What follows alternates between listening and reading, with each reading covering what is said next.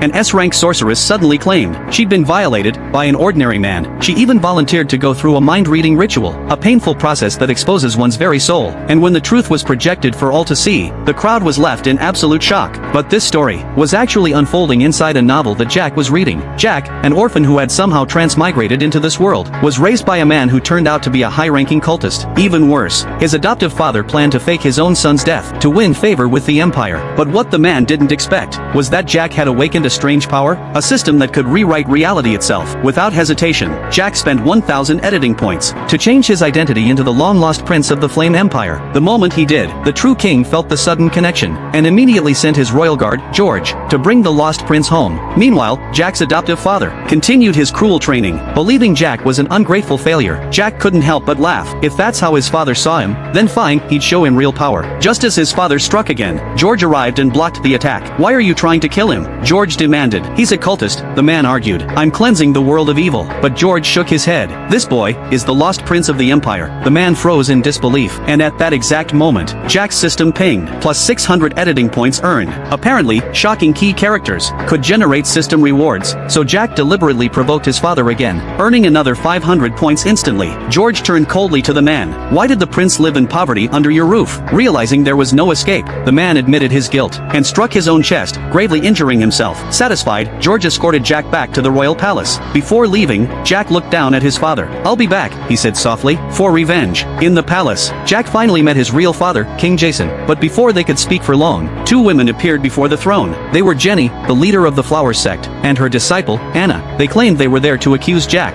Anna said he had assaulted her. Jack calmly denied it. The king believed his son, and turned to Jenny. "Is your disciple lying?" he asked. To prove her disciple's words, Jenny performed a soul-reading spell right there. Instantly, memories appeared before everyone. Memories showing Anna being attacked by Jack. The evidence seemed undeniable. But Jack didn't flinch. He said coldly, "Those memories are fake. They've been tampered with by the demon sect." Just then, a beam of radiant light burst into the hall. Descending from above was Alice, the saintess of the Flower Sect, a woman whose gift could pierce all illusions. With a single spell, she shattered the false memories, and proved Jack's innocence once and for all.